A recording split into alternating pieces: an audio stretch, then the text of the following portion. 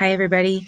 I just wanted to give you one more option on how that you can add and subtract integers or positive and negative numbers that might be a little easier.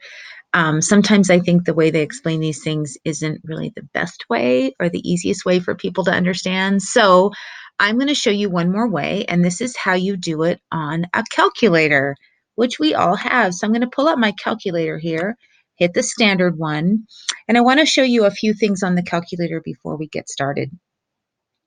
So there is a little plus and minus button down here, and I want you to keep in mind what that is. That makes our numbers positive or negative. So let's go ahead and let's do this very first problem. This is a -3 plus a -7. So what we're going to do is we're going to use our calculator. We're going to type it in just like we see it in the problem. Okay, so I'm going to click 3. And in order to make that a negative, I'm going to click this little thingy down here. Now I have a -3. So -3, hit plus, then I'm going to hit 7, and it's a -7, so I'm going to make that a -7, and then I'm going to click equals. And look at here. Here's our question, and now we have -3 plus a -7 is actually a -10. So that's the answer. Cool, right? Okay, let's hit clear, and let's go down to the next one.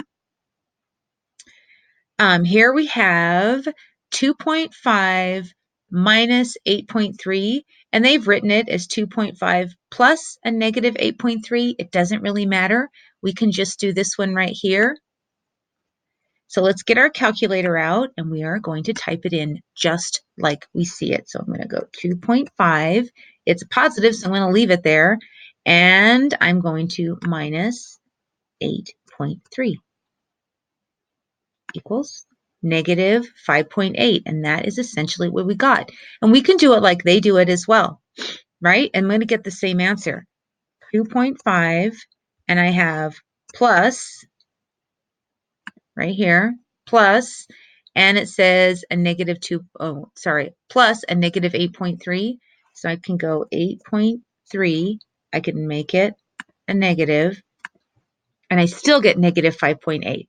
So that's a quick way to do it on your calculator.